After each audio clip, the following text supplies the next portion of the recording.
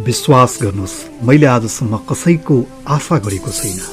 आफ्ना उपलब्धि, आफ्ना प्राप्ति र आफ्ना लक्ष्यहरूका लागि कसैको भर परेको छैन। जिन्दगीमा त्यति ठुला सपनाहरू पनि छैन कि पुरा गरिदिनको लागि कसैको आशा गर्नु परोस्, कसैको भरोसामा पर्नु परोस्। जीवनमा जे छ, आफूले जे प्राप्त गरेको छु त्यसैमा खुसी हुने प्रयत्न गरिरहेको छु र खुसी पनि छु। जीवनमा आफ्ना लक्ष्यहरू, आफ्ना उद्देश्यहरू प्राप्ति गर्नको लागि किन अरूको भार पर्नु?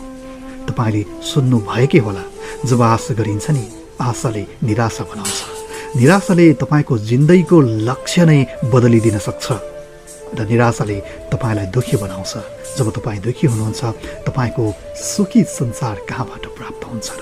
त्यसैले जीवनमा आफ्ना लागि र आफ्ना उपलब्धिहरूको लागि आफैले कडा मेहनत गर्दै, आफैले कडा परिश्रम गर्दै, आफैले उपलब्धि प्राप्त गर्ने मार्गतर्फ अगाडि बढ्नु नै सबैको लागि उपयुक्त हुन्छ।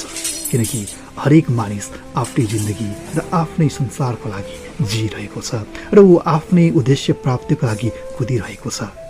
आफ्नो जीवनको लक्ष्यहरू प्राप्त गर्ने दौडमा कतिपय अवस्थामा चाहेर पनि अरूलाई त सहयोग गर्नै सकिँदैन।